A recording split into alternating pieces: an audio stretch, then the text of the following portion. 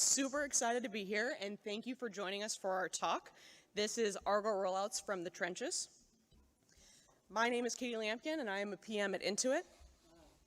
I'm Harriet Lawrence. I'm a PM at Red Hat.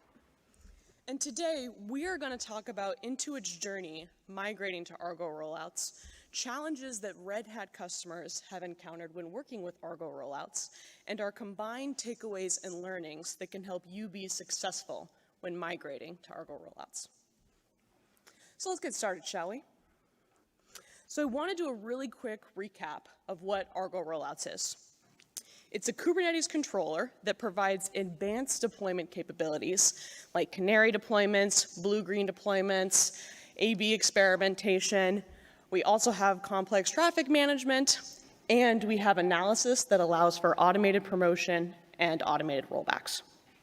So at a high level, how does it work? What is the flow? So as you see the diagram here, you start your deployment of application, right? And you can start off your deployment, you can send it to a subset of users if you're utilizing the canary pattern. Now, your automated analysis is going to be executing in the background, and it's going to be querying your data store. Your data store, for example, can be something like Prometheus. From Prometheus, we will send out the query and we'll say, hey, how are my metrics doing? How are the health metrics that are driving the health of my application performing? Do I meet my thresholds? If I do, great. Let's continue on with my deployment. It will check that at each step of my deployment, and as things continue to move on successfully, it will continue on with the deployment until it successfully completes. As soon as my metrics don't look good, they fall below my thresholds, then we will redirect all traffic back to the stable deployment. Now, what do you achieve by using Argo Rollouts from using these complex deployment patterns? Well, you go from slow and tedious rollbacks, often with a long time for mean time to recovery going from hours, to a fully automated rollback in minutes. You go from manually monitoring your metrics, your health checks, to having automation in place that is continuously modeling that for you and evaluates the status of your new deployments.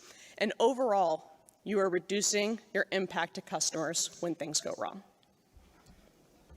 So let's talk about Intuit's migration. So where did we start? Intuit had services that were running on bare bones EC2. We had some services that were deployment objects on the Intuit flavor of Kubernetes. We had some early adopters of Argo Rollouts that were utilizing blue-green deployments. Some were utilizing canary deployments. But not having a standard strategy was something that made it complex for our engineers to manage. So we knew we had to have a target state. So what is our target state? Our target state is for 100% of our services to be on Argo Rollouts utilizing canary and analysis. So you may wonder, why canary and analysis? Well, for some of the reasons that I stated before, canary allows for reduced risk of exposing customers to change-induced incidents via progressive delivery. So with canary, those stepwise deployments, you can start by sending a small subset of your traffic to the canary deployment. You can analyze those metrics via Argo Rollouts, and if something goes wrong, you only affected that small percent of production traffic. Now, we understand with this goal of 100%, it is a stretch. There may be expectations to this rule, but we got to go big, right? So let's talk about our migration strategy. We started by updating what we call our day zero templates. So day zero is referring to when I'm an engineer and I'm about to create a new service from the ground up. We go to our templates and they essentially press a button and their repos get set up for them. They have their application source code, they have their Kubernetes manifest that right out from the gate we updated to include canary and analysis with the rollout objects. So awesome, they get that out of the gate. Now, what about the services that aren't starting from day zero? They're starting from day one. They already exist and they're already doing something today. We noticed that most of our services were utilizing Kubernetes deployments, and so that's the next thing that we attacked, right? We created internally a CLI that we call a rollouts converter that allows us to open PRs on repos that have adopted the Kubernetes deployment object. And that PR contains the manifest changes that are needed to adopt Argo Rollouts canary analysis. From that point on, what the developers of those service repos need to do is essentially test their branch, make sure the thresholds that are set up for the analysis templates align with the current metric patterns of their service. Once everything looks good, they can then merge that branch into their main branch and then promote it throughout their environments as normal. Usually this process takes about, 2 weeks to get it into production, but a majority of that process is just the release process that goes on at Intuit. Probably about 4 hours is spent through actual development time and actual hands-on time to make this happen. So very little overhead for the developer to manage this change. We then had those services that were early adopters to Canary, which was great. We added another feature to that CLI that then says, hey, when you run this command, please open a PR on our GitHub repositories to add the appropriate analysis templates. They then go through that same process of looking at the PR, testing to make sure their thresholds look good, merging in, and then sending it all the way through to production. So what's next? So we have noticed a lot of great success with our services that our health checks are contained utilizing golden signals. We also noticed that we often encounter some change-induced incidents that could be related to business-based metrics. And so for the small set of incidents that we have that are change-induced, we want to start looking in the future, like what other business-based metrics can we help drive within the teams to add that into our rollback strategy. You may have seen some other talks from last ArgoCon and the previous KubeCon that talked about how Intuit was looking into AI ops as well. We are incorporating a lot of our golden signals metrics into a unified anomaly score and utilizing that unified anomaly score to drive the health of our rollback applications as well. Throughout this migration, we came across an interesting edge case, and I wanted to share that with you guys today. So, if you look at this diagram I have on screen, this is what a normal first step in a Canary deployment looks like. Traffic is being routed to the Canary. In this case, my first step in the Canary deployment sends 25% of my traffic to the Canary. We then have rollouts continuously checking our metrics data store, which in this case is Prometheus. The thresholds are coming back good. We have those 3 nines. We're in the clear. We're going to start moving forward with our Canary deployment. But we had a couple teams who were migrating from blue-green deployments to Canary deployments that didn't necessarily want to give up one of their favorite features of blue-green. Their favorite feature of blue-green was the fact that you can deploy a service to production. It's not taking any production traffic, and they can route test traffic and test that service live in production without it affecting any other production traffic. It's a pretty great feature, right? I can see why they wouldn't necessarily want to give that up. And so they wanted to look at how can they take that feature, but also make it work with Canary analysis, because they saw the benefits of Canary analysis, right? Being able to send a subset of traffic and only have that subset of traffic be affected for your customers and being able to roll back, there's huge benefits versus blue-greens, you have to route over 100% of your traffic, right? So what did they do? Well, what I call it is, I like to say they implemented an initial green step. So their first step in their Canary deployment is they boot up the Canary, but they don't send any traffic to the Canary. They would then set up their traffic controllers and traffic controllers like AWS ALB, Istio Service Mesh, et cetera, to allow them to send test traffic to that Canary deployment, very similar to how they would send it over with a blue-green deployment. Then, once those tests executed, they were fully satisfied that their tests have passed. They then would say, okay, great, I'm going to move forward with the next step in my Canary deployment. So here's a quick snippet of an example of one of the repositories that utilizes this internally. You can see the first step sets the Canary scale at 90 replicas. Now, obviously, this is a service that has a lot of traffic, hence why we're using 90 pods. And then we have a pause that's an indefinite pause. So that pause, it doesn't run for a certain amount of minutes. It's gonna pause until you tell it it needs to move forward or the rollback gets aborted. So the tests will then execute, right? They'll execute via Jenkins, via their test execution platform. Once the tests come back successful, we're in the clear, woohoo, then the test will tell the rollback, all right, you're good to go. You're good to move on to the next step in my deployment, which you see we set the weight to 5%. All right, now let's talk about scaling up. So when you're scaling up and you're using rollouts, there are some challenges that we encountered. And one of the big ones that we encountered at Intuit was centrally managing our standards. When we started our journey, the deployment manifests, these Kubernetes manifests, were individual GitHub repos and were owned by each individual service developer that owned these applications.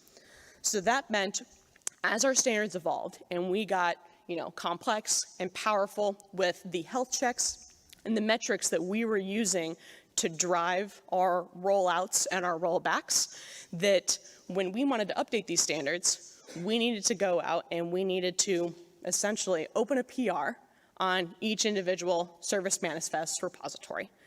Now, this can add a little bit of overhead and a little bit of tech debt on service developers because they need to then, again, go back, review the PR, make sure it looks good, send it throughout their release process.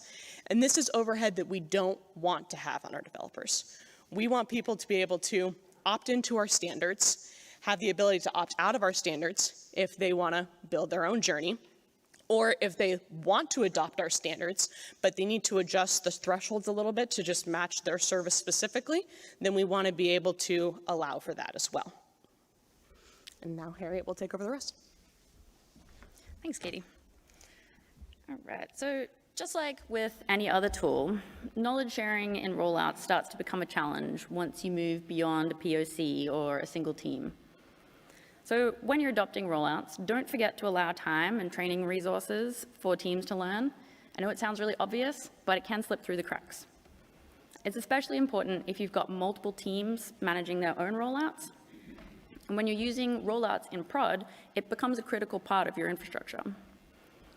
And when you're introducing automation to progressive deployments, it also means you're reducing how much your team really needs to understand about how it works. So be careful that that understanding doesn't drop off entirely and you're left with a single person who understands the inner workings of your deployment process. The last one we've got here is access control. So I'm going to talk about this assuming that we're using role-based access control and specifically RBAC about its bindings to users and not how it works internally for rollouts. RBAC is far and away the most common type I see folks using with Argo, and it's definitely the easiest to get started with.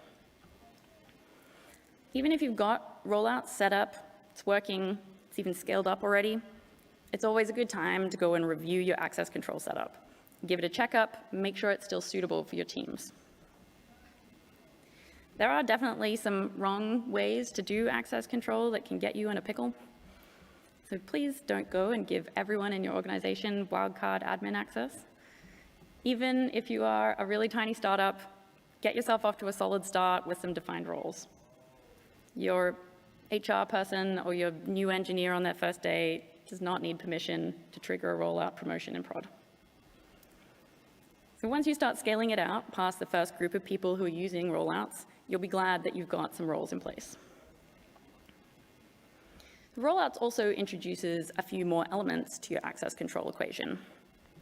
So even if you've already got your CI and CD access control sorted out, be that with any Argo project or with other tools, Argo rollouts can potentially bring in a traffic manager, an analysis provider, and a new UI to manage.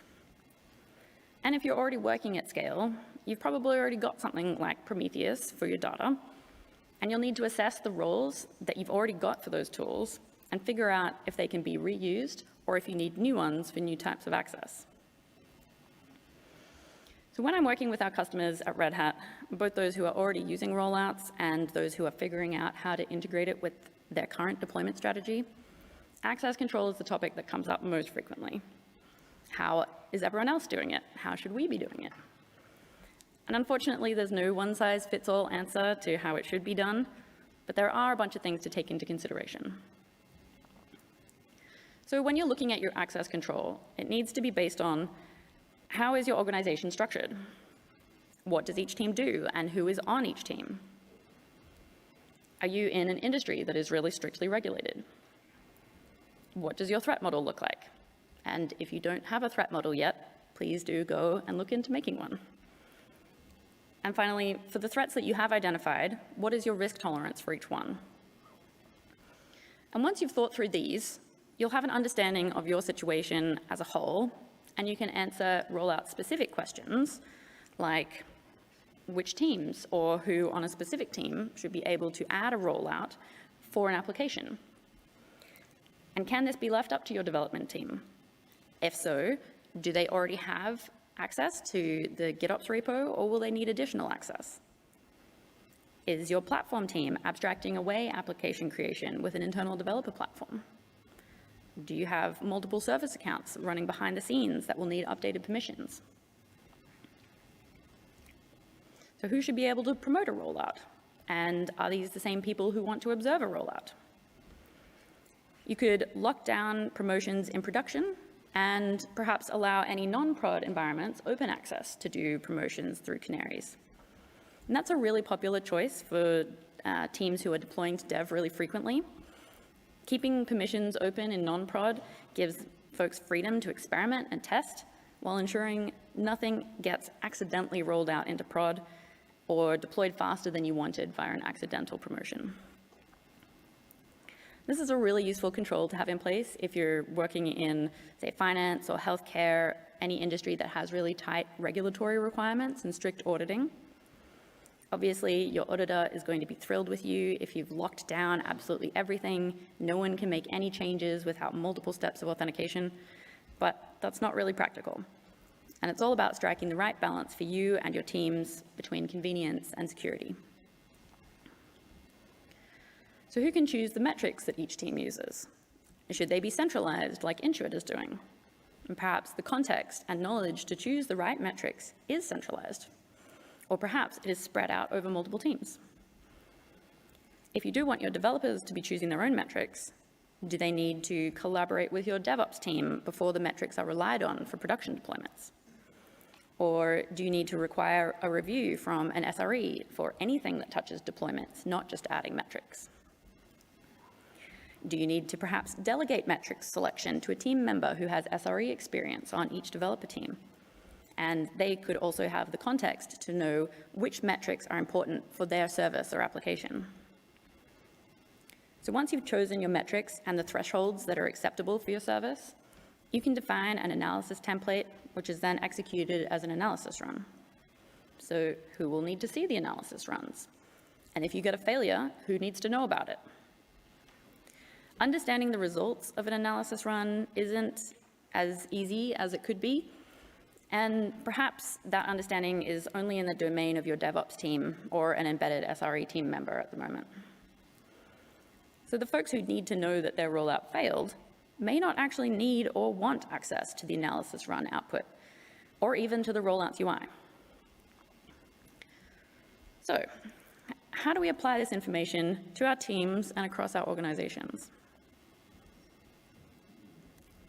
So when you're introducing progressive deployments or migrating from deployment CRs to rollout CRs, this one's really an evergreen recommendation. Don't boil the ocean and try and do it all in one go. So I am yet to come across a customer who genuinely cannot do an incremental deployment of a new technology.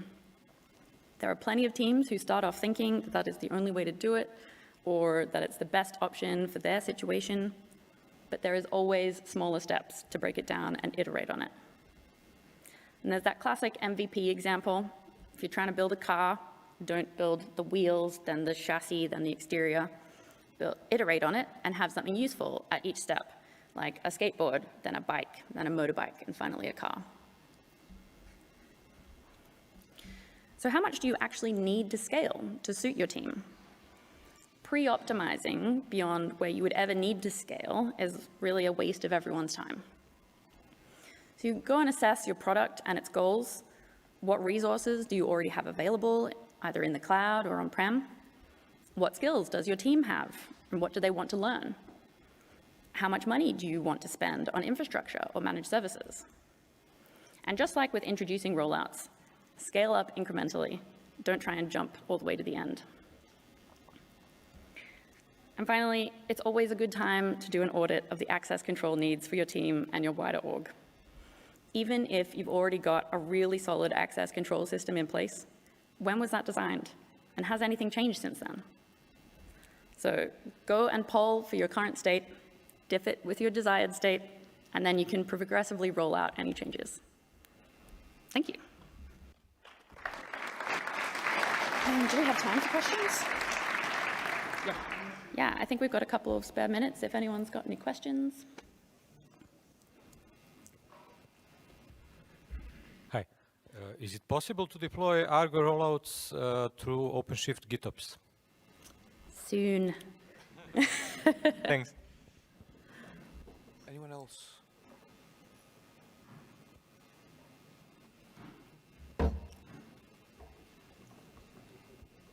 What options do you see to do the traffic control to the canary in the moment when you do your tests? Is there always some Istio needed, or is there some native methods to do that? So my understanding is you do need traffic. You don't need traffic management in place. Zach, you want to help me out? So I for would need a basic service canary? mesh to be able to distribute the traffic. It's not something that the rollouts can facilitate. Well, it depends on how fine-grained you want to distribute your traffic, right? So you can implement Basic Canary, and Basic Canary will have some sort of method based off of like the number of pods you have to essentially say, hey, if I have 4 pods, Yeah, that's kind of just faking it, right? Exactly. So if you want to be as precise as possible, then you want to integrate with the traffic manager and set the weights based off your traffic manager. Cool. Yeah, the goal would be just to direct some traffic directly at it.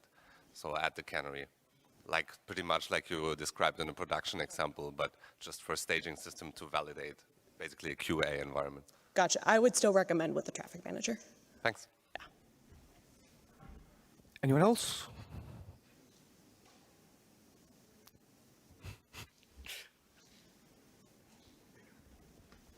Is there a way or a method coming in the future to natively use Argo rollouts with services that do not expose an HTTP API? So it's metric-based, of course, but pretty much every example and every technological implementation I've seen assumes that it is about a microservice with a web server built in. But we also have services that do not have any endpoints, that are essentially blind services. Yeah, absolutely. This is something that, that Intuit, the maintainers, are looking into. Unfortunately, it's a hard problem to solve, but it's something that we are hopefully looking to prioritize come FY24 and see what we can do for specifically what we'll be looking at is for workers. So applications that will be pulling from queues, streams, so on and so forth, which is kind of the one of the next upcoming most common use cases for a long-running service that will be running on Kubernetes. You can also become a contributor and help out. Okay, thank you very much. If you have any other questions, please catch ladies off stage and give them an applause.